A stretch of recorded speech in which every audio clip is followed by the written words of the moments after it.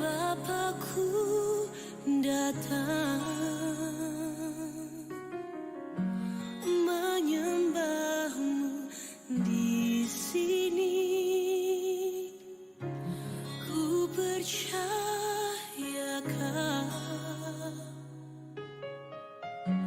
ada bagiku. Tak usah ku takut, sebab Kau sertaku. Tak usah ku bimbang, Kau di dalamku. Tak usah ku cemas, Kau penghiburku. Saat ku lemah, Kau kuatku. Ku nyanyi haleluya.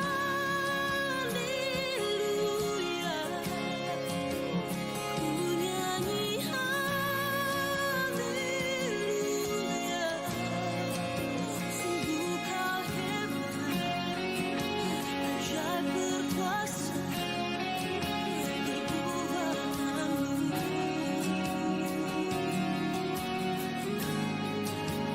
Ku nyanyi haleluya. Ku nyanyi haleluya. Sungguh Kau hebat, ajaib berkuasa, perbuatanmu di hidupku.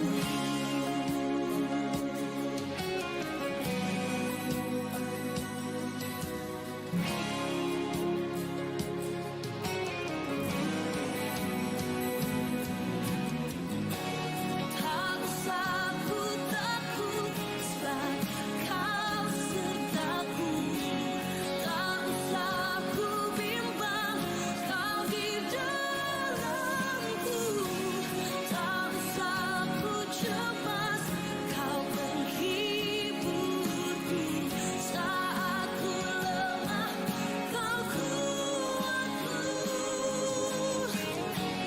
Tak usah ku takut, Kau sertaku. Tak usah ku bimbang, Kau di dalamku. Tak usah ku cemas, Kau penghiburku. Saat ku lemah, Kau kuatku. Ku nyanyi haleluya. Ku nyanyi haleluya. Sungguh Kau hebat, ajaib berkuasa, perbuatanmu.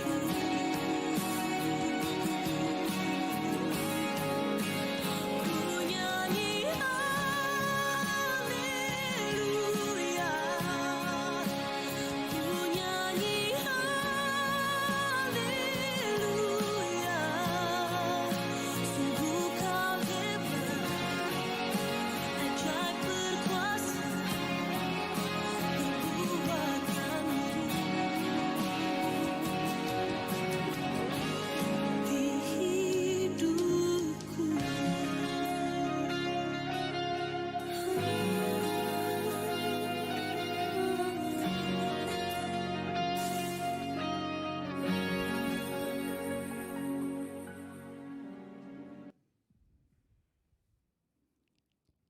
Shalom, selamat siang Bapak Ibu sekalian yang sudah saat ini ada di live streaming Persekutuan Doa Eklesia Kediri Foundation. Apa kabar semuanya? Luar biasa, demikian juga harapan saya bagi Bapak Ibu sekalian yang saat ini sedang menyaksikan di tempatnya masing-masing. Entah Anda saat ini sedang berada di tempat kerja, ataukah di rumah, atau di mana saja. Saya tetap berdoa, iman percaya saudara dan saya tetap terpelihara di dalam Tuhan kita Yesus Kristus. Dan siang hari ini, sebagaimana saya dibangun oleh firman Tuhan yang akan kembali saya share, kepada Bapak Ibu sekalian. Saya juga menginginkan bahwa di dalam kehidupan saudara dan saya yang saat ini sudah hampir saja menuntaskan tahun 2023, ada satu progres yang luar biasa yang Tuhan bisa kerjakan dalam hidup saya dan saudara. Berangkatnya dari mana? Berangkatnya ya dari hati kita. Kalau kita menghendaki bahwa kita akan mendapatkan satu pencapaian yang luar biasa, saudaraku tidak bisa melupakan bagaimana atau mengesampingkan bagaimana awal kita untuk menuju kepada pencapaian yang sudah kita canangkan di tahun 2023. Ya.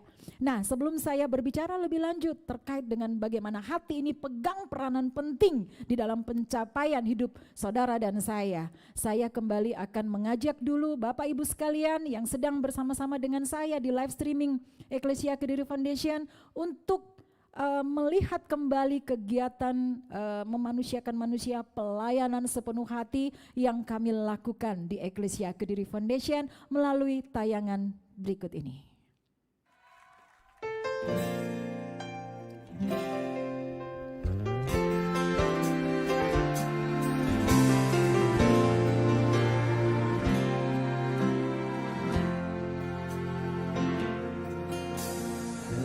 Ku dapati kasih yang sejati yang mampu mengubahkan hatiku.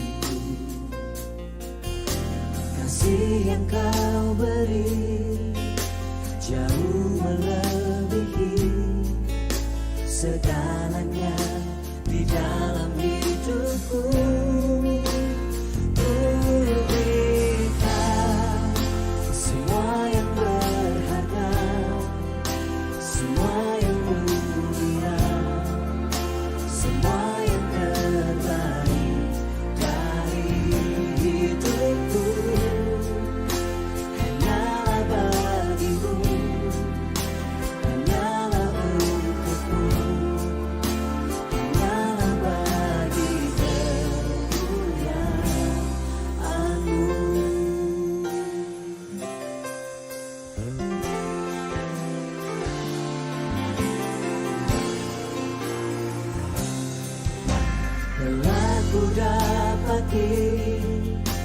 Kasih yang sejati yang mampu mengubahkan hatiku. Kasih yang kau beri jauh melebihi segalanya di dalam hidupku.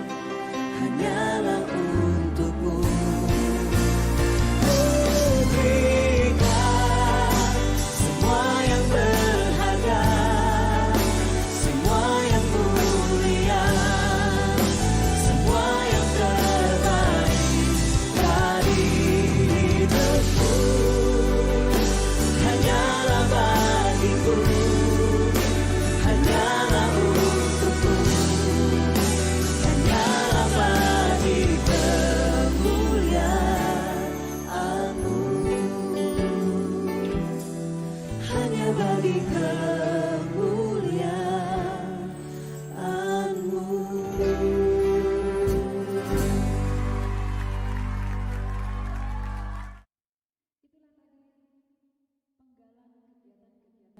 Eklesia Kediri Foundation di dalam mengambil peran sertanya dalam menuntaskan persoalan bangsa yang saat ini sudah pada tahap yang sangat-sangat mengkhawatirkan, penyalahgunaan dan peredaran gelap narkotika.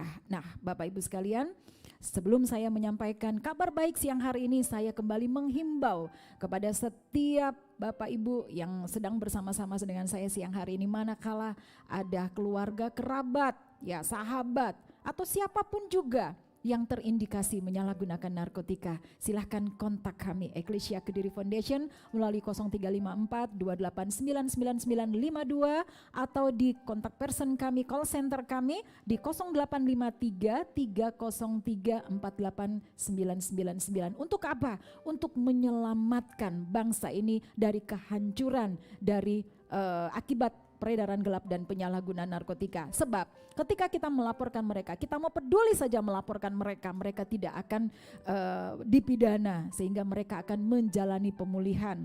Kalau korban-korban penyalahgunaan narkotika ini sudah dipulihkan semuanya, mungkin satu ketika impian kami Eklesia Kediri Foundation, bisnis peredaran gelap narkotika bisa dihabiskan, ya.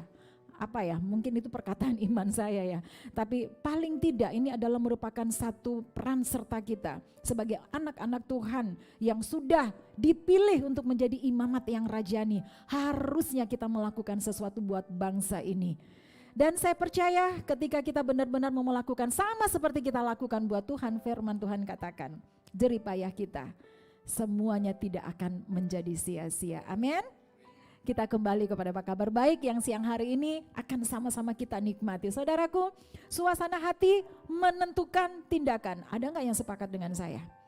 Adakah di antara panjenengan semuanya yang sedang bersama-sama dengan saya? Oh iya, itu aku banget gitu. Ya, ini penting untuk saya bagi kepada kita semuanya karena banyak orang yang mulai membuka-buka catatannya ya, perjalanannya, aduh kok di 2023 ini kok rasanya bukannya saya semakin meningkat grafiknya, tapi kok rasanya ada kemerosotan gitu ya. Nah, saya berharap ketika memang evaluasi Bapak Ibu sekalian mendapati grafiknya lagi turun, jangan cepat-cepat nyalahin Tuhan dulu ya. Wah, Tuhan sedang menguji aku. Saya kasih tahu ya, Tuhan kalau menguji kita bukan untuk membuat kita ini menderita. Itu firman Tuhan katakan, yang percaya dengan saya katakan amin. Ya, harus kita ingat dong, Tuhan Yesus bilang, aku datang ya, aku datang untuk memberi hidup. Nah, jadi hidup ini berbicara sangat universal. Ekonomi kita hidup, kesehatan kita hidup. Apapun yang kita lakukan itu ada kehidupan. Yang percaya katakan amin. Itu adalah pikiran Tuhan. Jadi kalau ada orang bilang Tuhan izinkan ini terjadi buat saya, kita gak akan menderita. Saya katakan, mana bisa Bapak kita anak-anaknya, Bapak kita mau menguji kita sesuatu yang membuat kita benar-benar menjadi orang yang paling melarat di dunia. Enggak mungkin lah ya. Siapa di sini yang punya anak kecil? Ya, ketika dia barusan memiliki anak gitu ya, pastinya disayang-sayang lah. Ya, sama juga dengan Bapak kita. Jadi ayo kita hentikan pikiran-pikiran ketika saat ini kita berada di dalam sesuatu yang enggak damai sejahtera. Ya, mungkin kau sedang dalam keadaan sakit, mungkin engkau sedang ada di dalam kekurangan. Saat ini engkau berada di dalam lembah kekelaman akibat mungkin persoalan-persoalan yang di luar kemampuanmu. Saya katakan itu bukan maunya Tuhan. Men, ya. Tuhan tidak pernah merencanakan sesuatu yang jahat, firman Tuhan katakan. Rancangan Tuhan adalah rancangan damai sejahtera buat kita sekalian. Sehingga siang hari ini saya mendapatkan satu fakta bahwa sebenarnya apapun yang boleh terjadi di dalam kehidupan saya dan saudara, kalau kita tetap percaya kepada firman Tuhan, kita tetap akan baik-baik saja. Artinya meskipun hujan deras, meskipun panas kentang-kentang, saudara dan saya tetap akan damai sejahtera. Kenapa saya katakan demikian? Kalaupun kita punya sesuatu yang lebih dalam hidup kita punya duit yang banyak, kalau hatimu tidak damai sejahtera, semuanya gak akan ada manfaatnya. semuanya akan membuat kita tetap ada di dalam persoalan. Jadi yang utama adalah memastikan bahwa hati saudara dan saya ini damai sejahtera dalam segala keadaan. Itu yang utama. Ya. Tapi kenapa aku percaya sama Tuhan? Aku setia. Tapi kenapa aku diizinkan? Kenapa aku harus melewati ini? Kenapa semuanya harus aku alami? Apakah Tuhan tidak sayang sama aku? Saudaraku, menjawab ini kita akan buka saja ya. Suasana hati menentukan tindakan. Kita akan periksa di dalam Amsal 27 ayatnya yang ke-19. Seperti air mencerminkan wajah, demikianlah hati manusia mencerminkan manusia itu. Amin. Ya.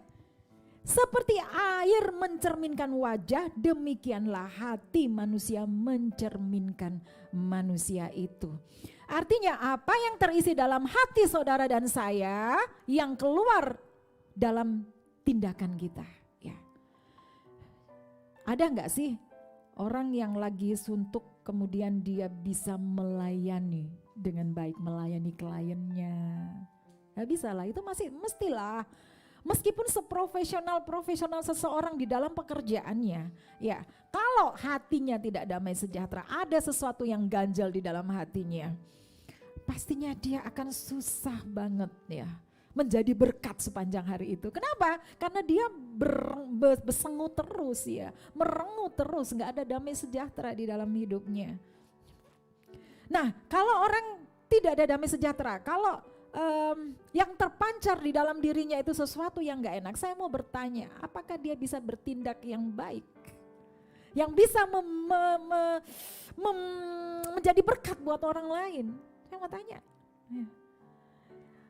Orang yang sakit gigi aja, nih satu contoh, nih saya sakit gigi nih ya, saya bertemu dengan yang namanya Maria gitu. Saya merengut gitu. Yang sakit gigi saya, tapi apakah Maria tidak menderita melihat wajah saya?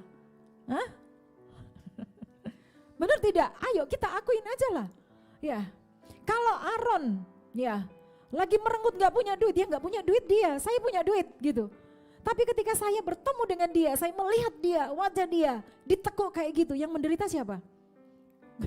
Dia jawab sendiri. Karena setiap hari kita ketemu dan hidup kita tidak bisa menjadi berkat buat orang lain. Ya, ya. Amin. Sepakat ya. Karena itu saudaraku, saya mau katakan di awal saya berbagi cerita terkait suasana hati ini akan menentukan cara bertindak saudara dan saya. Perlu bagi kita anak-anak Tuhan yang mengerti firman Tuhan untuk kita selalu mengevaluasi dan menilai diri kita. Ya, mengevaluasi dan menilai diri kita. Jadi jangan cepat-cepat kita terlalu cepat, terlalu bijak, terlalu punya keahlian untuk mengevaluasi orang lain. Evaluasi dulu diri kita, ya. Cara kita mengevaluasi diri kita tuh gimana caranya? Dari mana kita memulai? Dari mana kita memulai? Ya dari hati. Gak bisa kita mau mengevaluasi diri kita, kita mau melihat jempol kita bagaimana? Gak bisa kita mau mengevaluasi diri kita mau melihat pekerjaan kita bagaimana? Gak bisa. Hati. Tapi saya akui, Bapak Ibu sekalian yang ada di rumah dan juga yang ada di studio Eklesia, saya akui bahwa tidak mudah ketika saya mau mengevaluasi diri sendiri. Ayo. Lebih mudah bagi saya untuk mengevaluasi Neni. Oh cepat, hebat gitu ya. 1, 2, 3, kau begini, kau begitu, kau begini. Oh hebat, kayak kita nih yang hebat-hebatnya saja. Benar tidak? Ayo sepakat dulu lah. Nanti ternyata gak sepakat sama saya, ngapain saya bicara jauh-jauh gitu. Sepakat ya? Ya. Jadi sebenarnya paling susah banget kita mengevaluasi diri. Karena kita nggak tahu mau evaluasinya mulai dari mana. Nah firman Tuhan katakan di Amsal 27 ayat 19 tadi, seperti air mencerminkan wajah, demikianlah hati manusia mencerminkan manusia itu. Artinya saudara dan saya kalau mau jadi berkat ya, kalau mau jadi berkat pastikan banget nih, kita lihat dulu hati kita ya. Kita harus koreksi dulu hati kita. Artinya ketika kita mau mengevaluasi diri kita terkait pencapaian yang sudah kita lakukan dari bulan Januari 2023 sampai dengan November 2023 ini yang sebentar lagi kita akan tinggalkan. Jangan buru-buru bilang usahaku merosot. Karena banyak sekali saingannya. Aku gak kayak dulu lagi, gak tahu pemasukan saya kok seret. Saya kehilangan ide, saya kekurangan semangat, saya mau buka kafe, tapi gak ada modalnya. Dulu modalku banyak, melimpah-limpah. Tapi sekarang kok jadi susah banget. Oh COVID, oh cepat sekali. Orang enak banget ya sekarang ya. Oh iya karena COVID. Karena COVID gitu. Ya. Salah COVID, salahkan tuh yang namanya Mbah COVID itu ya. Tapi Eklesia selama COVID kita masih terus melayani Tuhan. Amin. Ya. Berarti apakah COVID itu biang? Enggak kan? Kenapa Eklesia bisa bertahan 3 tahun COVID? Kita semuanya selamat, gak ada yang kurang ya karena COVID ya. Puji Tuhan ya. Yes. Kenapa? Karena saat COVID itu Eklesia bisa menjaga hati. Ketika sudah mulai ada yang gak bisa bernafas, yang mulai butuh oksigen, kita saling menguatkan. Kenapa? Kita jaga hati gitu. Amin. Nah itulah kalau kita mau dekat sama Tuhan. Ya. Saya lanjutkan lagi. Jadi kalau kita mau mengevaluasi diri, berangkatnya bukan dari kata orang. Banyak orang ini tidak bisa menjaga konsistensi. Semangatnya ketika dia bangun, wow dia oke habis fitness kayak Pak Agil itu. Pagi itu mesti fitness angkat barbel, semuanya dia lakukan. Happy gitu kan. Kecentok asistennya gak bawa apa gitu ya. Udah dia langsung gitu. Tapi beda dia kalau marah, dibelikan coklat gitu. Makanya saya kepengen sekali dia marah sama saya, supaya saya dapat coklat dan McDonald. Endorse. Ya, jadi saudaraku saya katakan, tadi sampai mana? Lupa saya. Kalau kita mau mengevaluasi, ya kembali lagi ini loh, gara-gara Pak Agil bawa coklat gak bagi-bagi. Kalau kita mau mengevaluasi saudaraku, berangkatnya itu harus dari hati ya. Sesuatu yang kita kerjakan yang tidak ada hasilnya, jangan cepat-cepat melihat ekstern kita. Semuanya ada di dalam hati. Bagaimana saudaraku bisa menjaga hati ini ya? Ada damai sejahtera, itu juga perlu strategi. Kembali lagi kepada janji Tuhan, aku datang untuk memberikan kamu hidup. Jadi untuk bagaimana supaya kita hidup itu kita cuma perlu Tuhan Yesus, itu sudah jelas. Nah kalau Tuhan Yesus sudah ada di dalam diri kita, tapi kita ternyata tidak bisa hidup dari segala sesuatu yang menjadi persoalan kita, apa yang salah? Nah dalam keadaan ini berarti saudara dan saya harus cepat-cepat evaluasi. Yang harus dievaluasi itu apa? Apakah keadaan seliling kita? Tidak. Hati kita yang harus kita evaluasi.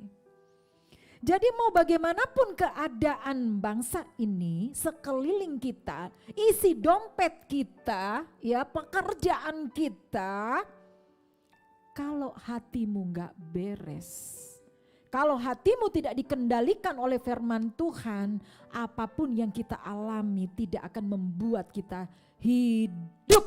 Amin. Ya. Jadi engkau mau ada di dalam kondisi iklim usaha yang sepi. Tapi kalau kau bisa memanajemen hatimu, it's okay, gak masalah. Ya. Jadi jangan buru-buru mengevaluasi penyebab-penyebab itu datangnya dari luar. Wong Tuhan sudah menjamin hidup saya dan saudara. Aku datang supaya kamu hidup.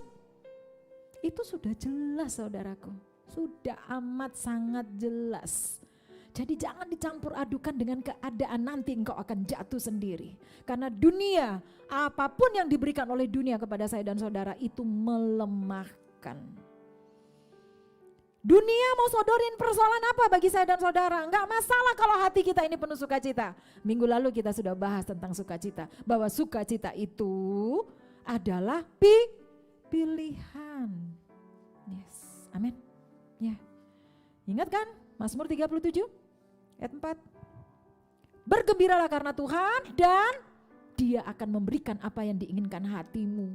Artinya ya, bergembira atau sukacita itu adalah keputusan kita. Engkau ada dalam keadaan keterpurukan, tapi engkau memilih untuk tetap sukacita. Firman Tuhan berkata di dalam Dia ada ya, hanya ada kata ya dan amin. Ya. Sepakat dengan saya? Yes. Jadi kalau kita membaca di dalam Amsal 27 ayat 19 ini saudaraku, mengandung satu makna bahwa hati manusia mencerminkan siapa dia sebenarnya. Kalau hati saudara dan saya tidak selaras dengan apa yang Tuhan Yesus bangun di dalam iman saya dan saudara, saya katakan hati kita lagi gak bersih. Sebab hati ini ibarat sumber mata air. Kalau sumbernya kotor, kotor di sini maksudnya apa sih? Kalau kita mengcombine janjinya Tuhan dengan apapun yang diberikan, apapun yang disodorkan dunia terhadap kita, janji Tuhan ini terkontaminasi yang akan menyebabkan kita menjadi tenggelam. Masih ingat kisah Petrus kan? Petrus bisa berjalan di atas air ketika pandangannya hanya kepada Tuhan Yesus. Dia tenggelam karena dia merasakan sepoi-sepoi angin. Dia tenggelam karena dia mulai merasakan di telapak kakinya ini ada air. Begitu juga saya dan saudara, kalau kita tidak bisa menjaga hati kita untuk tetap konsisten terhadap janji Tuhan, saudara akan berkontaminasi dengan apa yang diberikan oleh dunia. Sakit penyakit, keadaan keuangan, rumah tangga, masa depan anak-anak, ya bisnis kita, pekerjaan kita. Itu semuanya berpotensi membuat saya dan saudara kehilangan sukacita. Saudaraku, betapa pentingnya hati. Sehingga firman Tuhan mengingatkan saudara dan saya untuk kita selalu menjaga hati kita. Dengan cara bagaimana kita menjaga hati kita? Ayo kita periksa kembali ya, tetap di kitab Amsal. Kita periksa di dalam Amsal 4 ayatnya yang ke-23. Jagalah hatimu dengan segala kewaspadaan, karena dari situlah terpancar kehidupan. Yes, jagalah hatimu dengan segala kewaspadaan. Ayo digaris bawahi kewaspadaannya. Apa maksudnya kewaspadaan? Kalau buka di Kamus Besar Bahasa Indonesia, kewaspadaan itu artinya keadaan kesiapsiagaan. Harus selalu siaga, harus selalu peka. Wah, hari ini aku gak mendapat untung dari jualanku. Hari ini aku gak mendapatkan sesuatu yang harus aku gali dari apa yang harus aku kerjakan dalam penanganan perkara-perkaraku. Hari ini bisnisku gelap, hujan, gak bisa berjalan. Saudaraku, kalau kita melihat fakta, kita sedang tidak berjalan di dalam iman kita. Karena firman Tuhan katakan, iman itu adalah ketika kita memperkatakan sesuatu yang ingin kita lihat terjadi. Jadi kalau kita memperkatakan sesuatu yang membuat kita kehilangan sukacita, saya katakan ya, itu berarti engkau sedang tidak berjalan di dalam iman.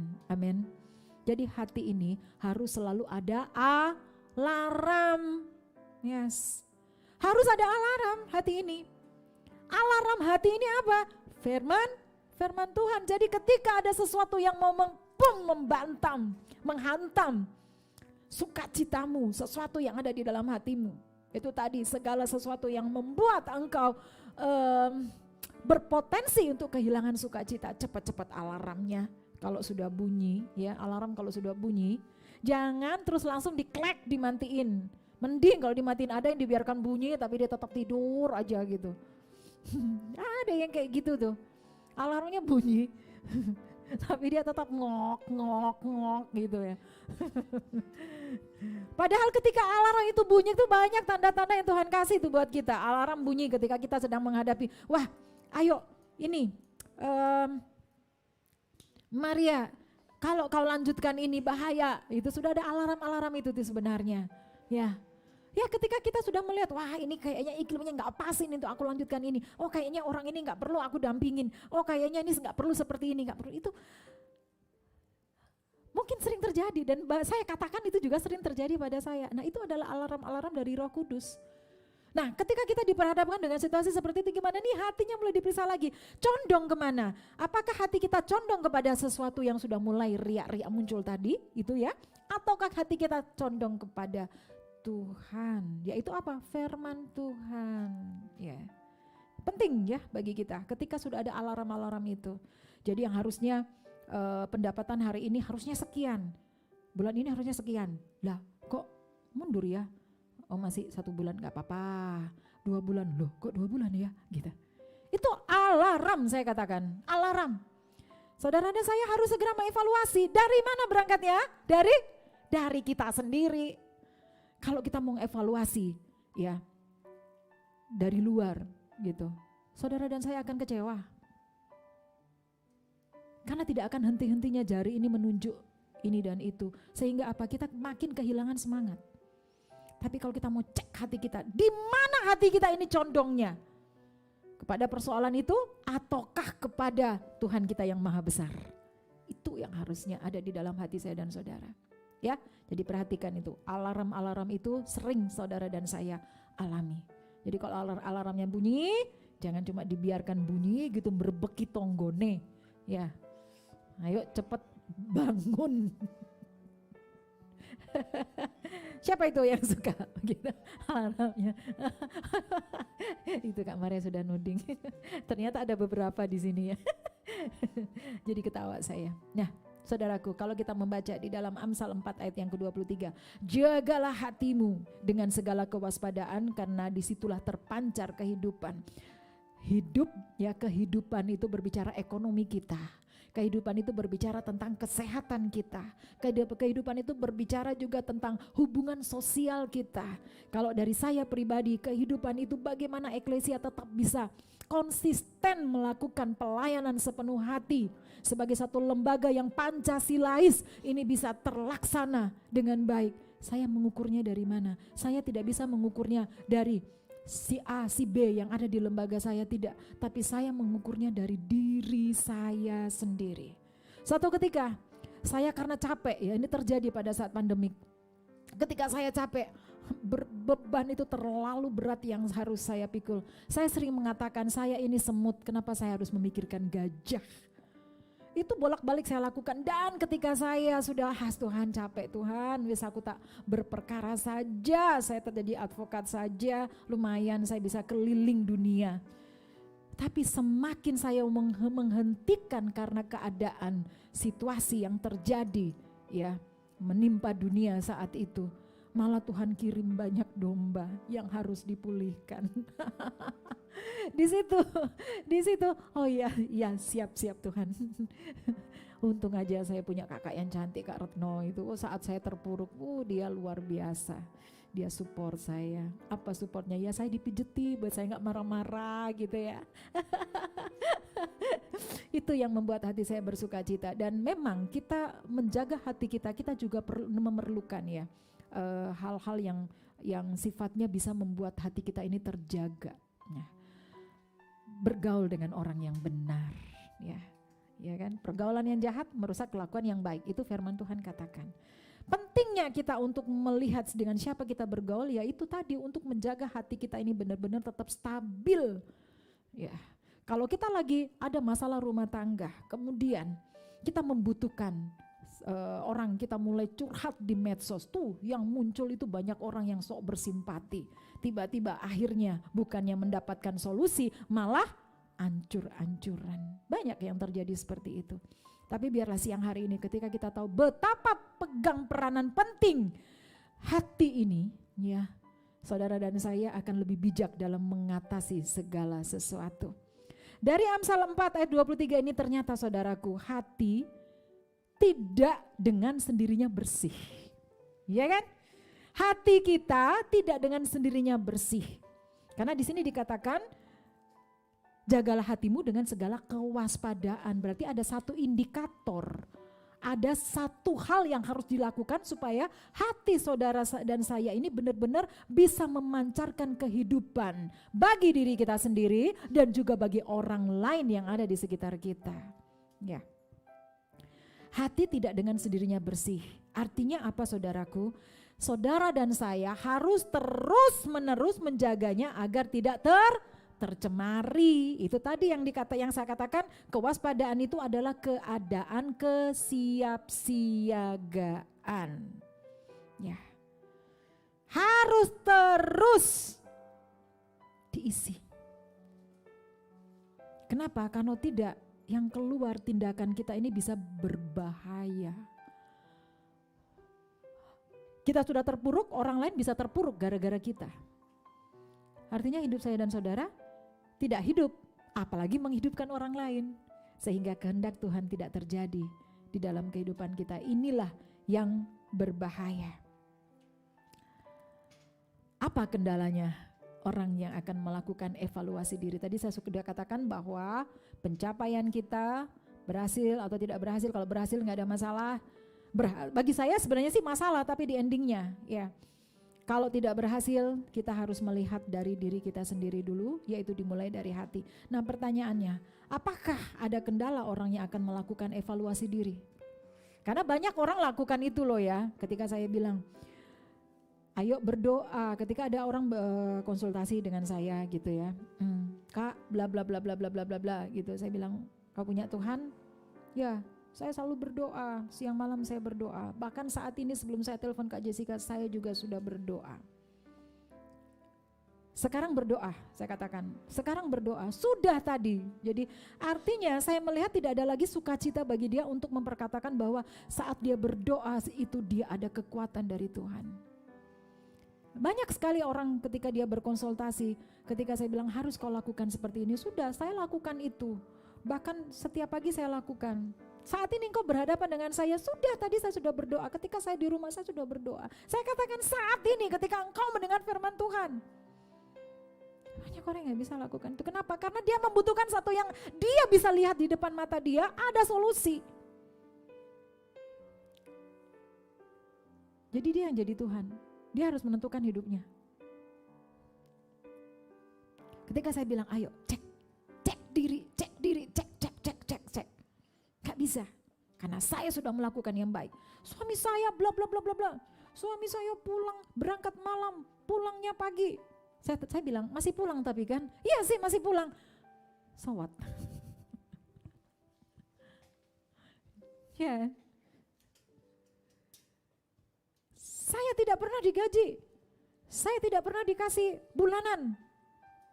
Lalu makannya gimana? Iya dikasih, tapi cuma sedikit.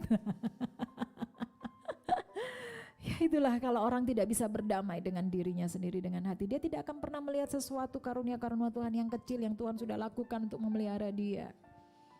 Amin. Jadi apa kendalanya seseorang yang gagal di dalam mengevaluasi diri? Ya kendalanya ada pada keakuan, keegoan.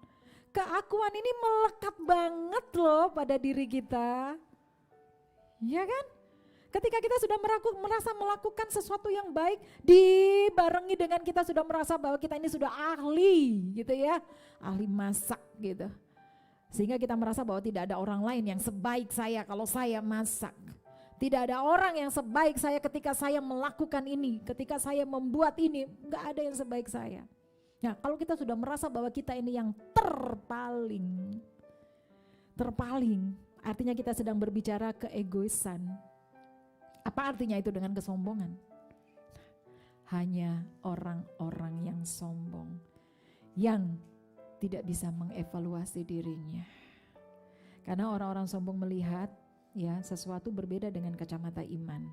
Orang-orang sombong mereka mengklaim mereka adalah pemilik dunia. Saudara dan saya adalah orang-orang yang ngontrak.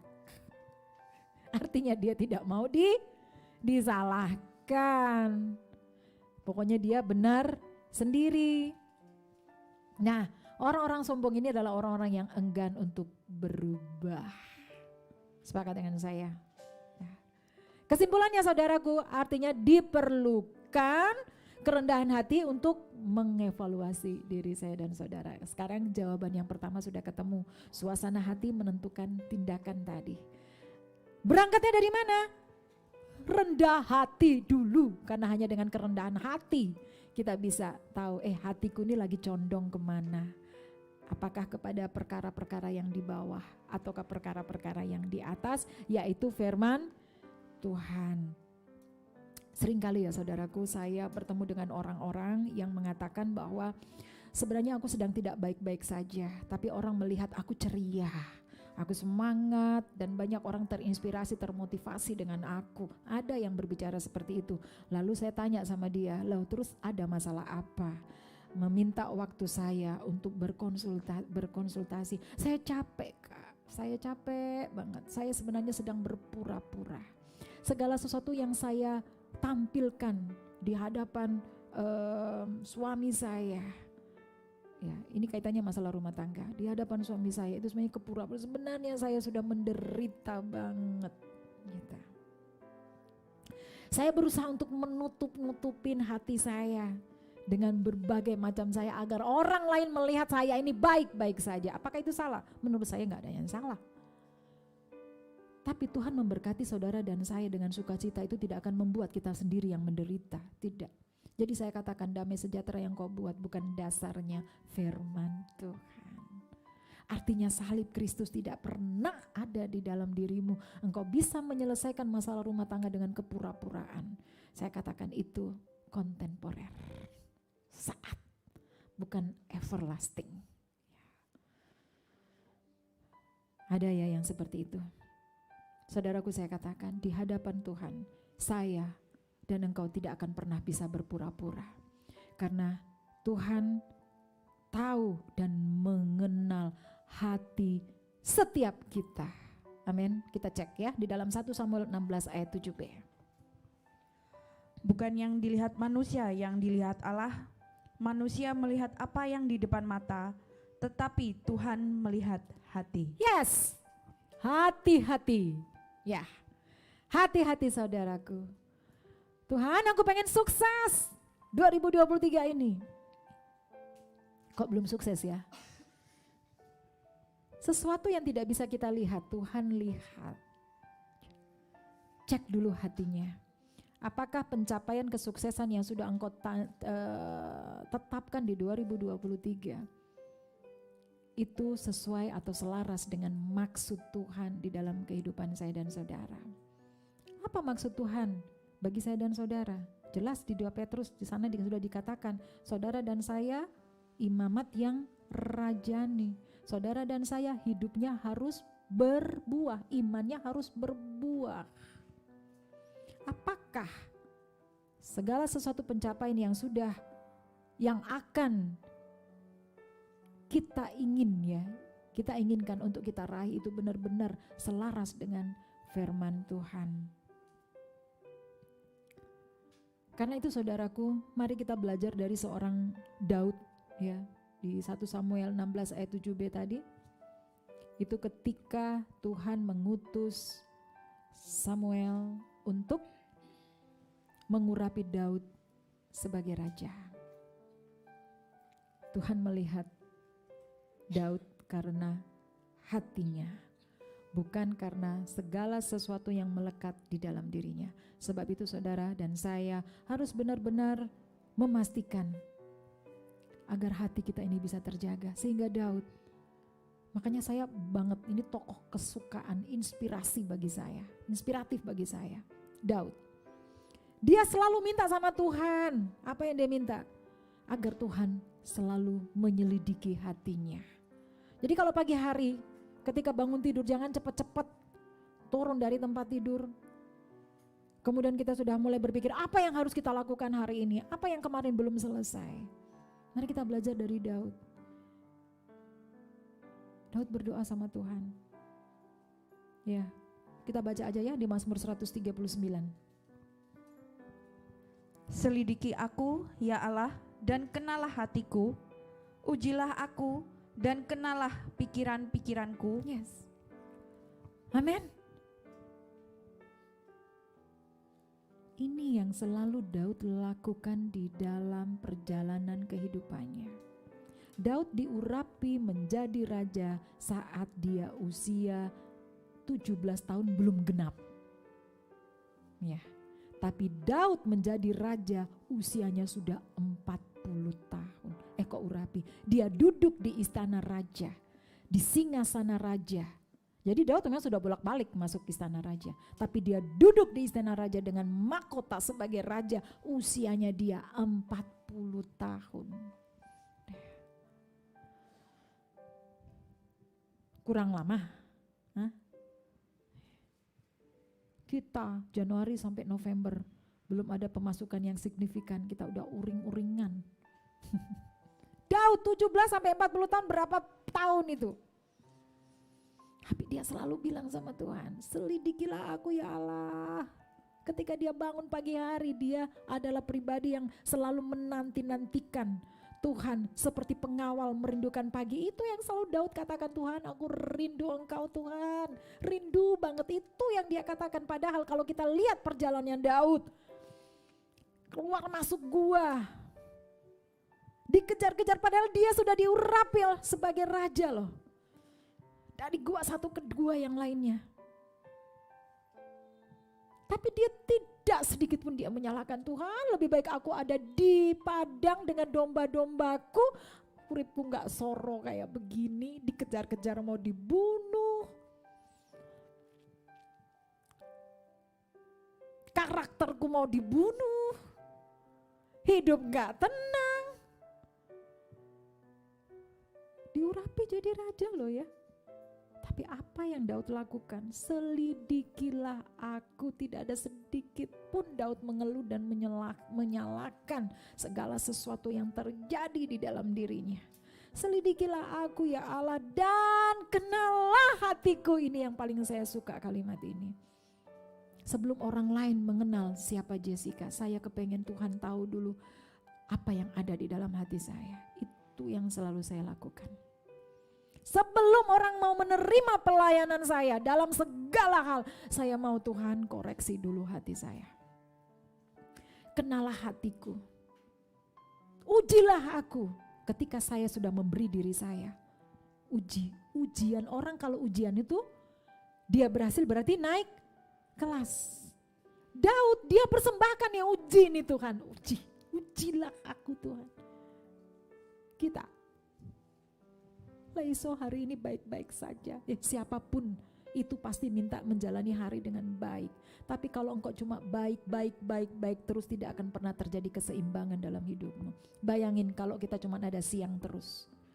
Gak ada orang-orang cantik, gosong kabeh. Kena panas terus. Tapi Daud memberikan teladan yang baik bagi saya dan saudara. Untuk kita bisa melatih hati kita yang murni. Daud menyerahkan dirinya, uji aku Tuhan. Kalau kita sudah benar-benar menyerahkan diri kita, Tuhan untuk Tuhan terus perbaharui.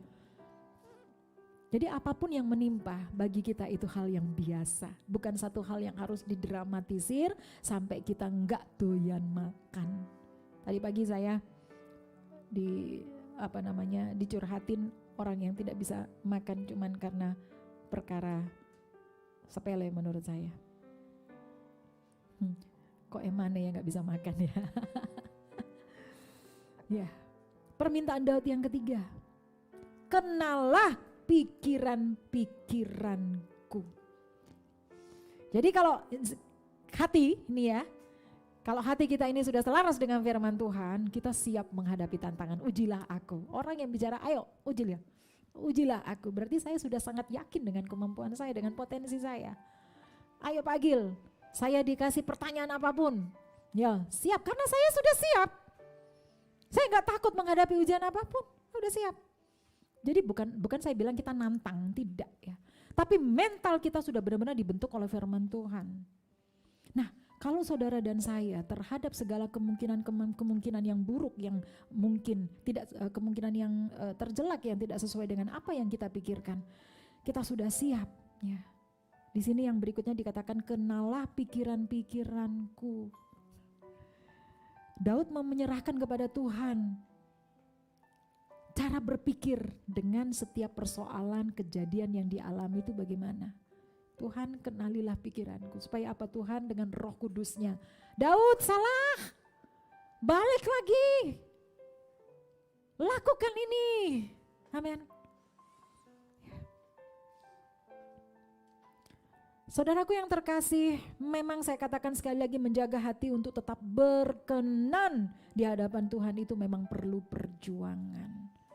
Enggak mudah. Jadi ketika saya berbicara terkait dengan hal-hal yang sifatnya membangun iman, mereka ada yang bicara sama saya, oh saya enggak bisa kayak Jessica, itu sudah pikiran malaikat.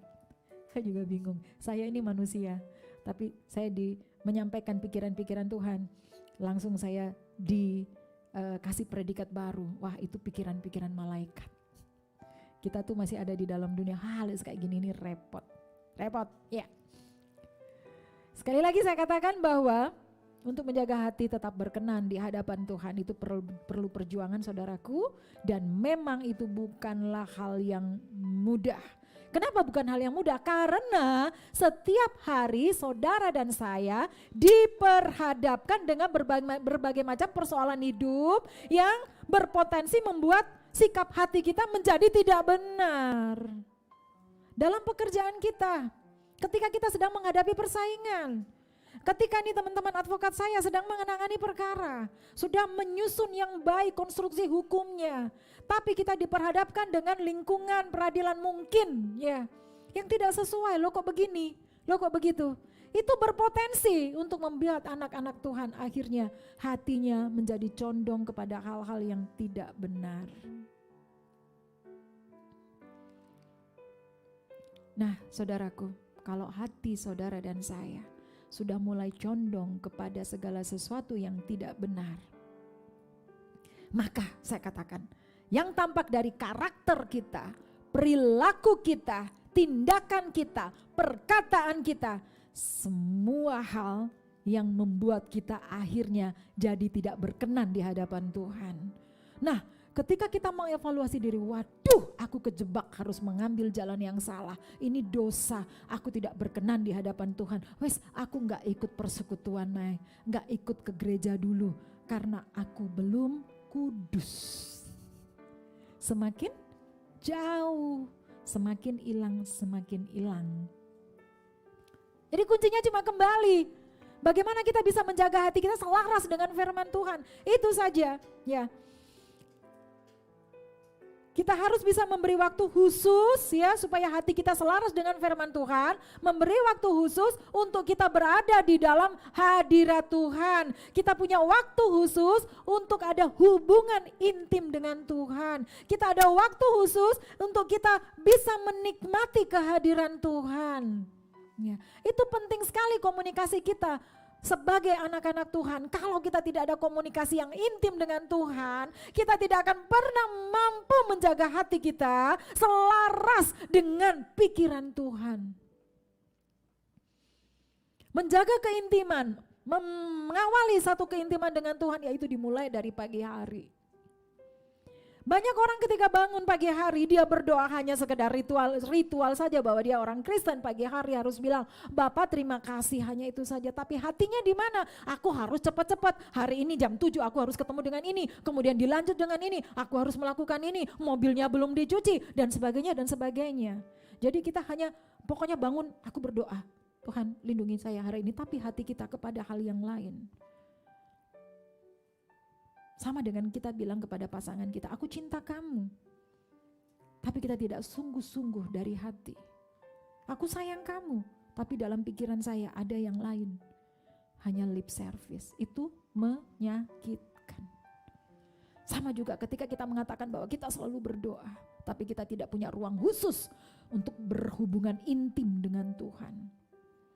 Suami istri kalau hanya sekedar hubungan pasti pegatan. Pasti. Tapi kalau ada komunikasi yang intim, bakal baik-baik saja. Jadi komunikasi yang intim di sini maksud saya adalah komunikasi yang berkualitas. Jadi ketika kita menghadap Tuhan bukan karena ritual, tapi kita mengejar kualitas, yaitu kita bisa merasakan indah banget apa yang sudah Tuhan lakukan dan kerjakan buat kita. Kenapa hal ini penting untuk kita lakukan? Kita cek Matius 15 ayat 18. Ayat terakhir buat kita. Tetapi apa yang keluar dari mulut berasal dari hati, dan itulah yang menajiskan orang. Yes, jadi perlu bagi saudara dan saya sebagai orang-orang yang percaya untuk memberikan waktu khusus merenung setiap sikap hati apakah sudah berkenan di hadapan Tuhan atau belum. Jadi saya mau katakan ketika ada masalah di dalam hidupmu, jangan cepat-cepat mencari solusi untuk masalah itu, tapi kembali dulu pada hati kita. Memulainya dari mana? Sekali lagi ya sebelum saya akhiri. Dimulai dari detik pertama saat kita terbangun dari tidur. Itu saudaraku. Ya. Dimulai dari detik pertama. Detik pertama saat kita terbangun dari tidur. Di situ sebagai orang percaya kita bisa menjaga hati kita. Yaitu saat kita dengan cara duduk diam di kaki Tuhan, mengucap syukur atas kasih karunia Tuhan yang sudah menjaga dan memelihara hidup kita yang begitu sempurna untuk sepanjang hari perjalanan kehidupan kita. Dan kemudian kita meminta kepada Tuhan agar memampukan kita, menjaga kita dari setiap ucapan yang keluar dari lidah, mulut, bibir kita sepanjang hari yang akan kita jalani. Saudaraku, kalau hal ini kita lakukan, saya yakin kita bisa mengendalikan setiap tindakan kita dalam perkataan, ya. Karena hati kita selalu terjaga dengan firman Tuhan, yang keluar dari mulut kita hanyalah perkataan-perkataan berkat. Perkataan-perkataan yang membangun orang lain, perkataan-perkataan yang mendamai sejahterakan. Tidak ada kepahitan-kepahitan yang bisa kita keluarkan. Nah, ketika kita bisa berkata dengan baik, kita bisa memperkatakan sesuatu yang baik, saudara sedang berada di dalam damai sejahtera. Nah, kita ingat firman Tuhan katakan, Tuhan memberikan damai sejahtera bagi saya dan saudara. Tapi tidak berhenti sampai di situ. Jangan gentar dan gelisah hatimu. Yohanes 14 ayat 28, jelas sekali. Damai sejahtera ku berikan kepadamu. Damai sejahtera ku tinggalkan bagimu. Jangan gentar dan gelisah hatimu. Artinya saudara dan saya, hati kita harus ada di dalam ketenangan, baru kita bisa damai sejahtera. Damai sejahtera bukan berasal dari apa kata orang terhadap kita, atau apa yang bisa dunia berikan buat kita. Damai sejahtera ada pada tindakan saya dan saudara. Ketika kita membiarkan kita dalam kegelisahan, ketakutan, kekhawatiran, kita tidak akan pernah damai sejahtera. Dan artinya modal bagi saya dan saudara untuk mendapatkan pencapaian yang luar biasa dalam segala hal, dalam segala bidang, itu kembali bagaimana suasana hati kita saat ini. Kalau hatimu ada di dalam sukacita, ingat lagi di dalam pemazmur katakan, Mazmur Daud katakan, kita akan mendapatkan apapun yang kita inginkan. Dengan catatan saudara dan saya harus berada di dalam sukacita. Terima firman Tuhan siang hari ini. Saya berdoa firman Tuhan ini menjadi rema bagi kita semuanya. Tidak hanya buat Bapak Ibu sekalian, tapi juga buat kami yang ada di Eklesia Kediri Foundation. Penting bagi kami setiap insani yang ada di Eklesia Kediri Foundation untuk menjaga hati kami. Karena perjuangan Eklesia di dalam memanusiakan manusia bukan satu perjuangan yang mudah. Kami berangkat hanya dengan iman. Kami berangkat bukan terhadap apa yang sudah disediakan oleh dunia bagi kami melakukan pekerjaan kami. Tapi kami berangkat hanya dengan iman percaya kami. Dan itu sebabnya saya terus berdoa, ini dapat menginspirasi Bapak Ibu sekalian dimanapun saat ini berada. Kapan lagi Bapak Ibu akan menampilkan atau membuktikan bahwa iman Bapak Ibu sekalian adalah iman yang berbuah. Saat ini adalah saatnya untuk kita benar-benar menjadi imamat yang rajani, untuk kita menjadi berkat bagi siapapun apapun yang ada di sekeliling kita. Jangan takut untuk melakukan sesuatu hal yang baik, karena Allah turut bekerja untuk mendatangkan kebaikan bagi setiap orang yang terpanggil di dalam Tuhan Yesus Kristus. Saya berdoa siang hari ini kita semuanya diberkati dengan firman Tuhan, sehingga kita terus ada kekuatan baru untuk mencapai hasil-hasil yang maksimal dan luar biasa di dalam hidup kita. Kita tutup Alkitab kita dan izinkan saya berdoa bagi Bapak Ibu sekalian. Segala jalanmu adalah kesetiaan dan kebenaran bagi kami yang selalu terpanggil di dalam Tuhan Yesus Kristus. Bapa di surga, kami mengucap syukur kalau hari ini Engkau kembali membalut hati kami dengan firman-Mu Tuhan, di mana kami harus memastikan bahwa saat ini hati kami tetap selaras dengan kehendak-Mu dan tujuan-Mu serta janji-Mu di dalam hidup kami. Berikanlah kami kekuatan Tuhan untuk kami tetap menjadikan firman-Mu sebagai pelita bagi kaki kami dan terang bagi jalan kami, sehingga kami dapat menjaga hati kami Tuhan dengan kesiapsiagaan oleh karena firman-Mu, sehingga kami tidak mudah terjatuh, kami tidak mudah terpengaruh, kami tidak mudah terpuruk oleh apapun yang kurang baik yang saat ini harus kami hadapi. Sebab Engkau adalah Allah kami yang besar, Allah yang penuh kasih, yang akan melakukan segala sesuatu ketika kami tetap memelihara hati kami dengan firman-Mu. Terima kasih Bapa di dalam surga, jadikanlah firman-Mu menjadi rema bagi setiap telinga yang mendengar dan setiap mata yang menyaksikan, sehingga ada pertumbuhan iman yang luar biasa untuk hormat dan kemuliaan nama-Mu. Berkati kami semuanya, Insani Eklesia Kediri Foundation yang sudah mengambil bagian di dalam pelayanan ini Bapa, untuk Engkau terus bertambah-tambahkan mereka-mereka Tuhan yang harus mendengar kabar baik dari apa yang kami sampaikan ini, dan berkatilah link dari Eklesia Kediri Foundation Tuhan, apapun yang kami gunakan sebagai sarana kami untuk menyampaikan kabar-kabar baik ini Tuhan, campur tangan-Mu Tuhan terjadi, sehingga setiap benih kebaikan yang kami terima berdasarkan firman-Mu tidak akan berlalu dengan percuma. Terpujilah nama-Mu Bapa, kami mengucap syukur buat firman-Mu. Di dalam nama Tuhan Yesus Kristus kami sudah berdoa dan mengucap syukur. Haleluya. Percaya sama-sama katakan amin. Demikian Bapak Ibu sekalian, perjumpaan kita siang hari ini melalui persekutuan doa Eklesia Kediri Foundation. Saya sangat berterima kasih buat atensi Bapak Ibu sekalian yang terus mensupport kami, yang sudah mengambil bagian dalam pelayanan kami yang tidak bisa saya sebutkan satu persatu. Saya berdoa Tuhan Yesus Bapa di surga yang akan membalikkan itu semuanya dengan berkat-berkat sukacita yang berkelimpahan bagi Bapak Ibu sekalian. Dan saya juga menghimbau peran serta dari Bapak Ibu sekalian yang baru saja bergabung lewat link ini, jangan lupa untuk subscribe ya, kemudian share untuk mengetahui setiap kegiatan-kegiatan yang ada di Eklesia untuk bangsa dan negara kita tercinta Indonesia. Terima kasih, selamat siang, shalom, Tuhan Yesus memberkati kita sekalian.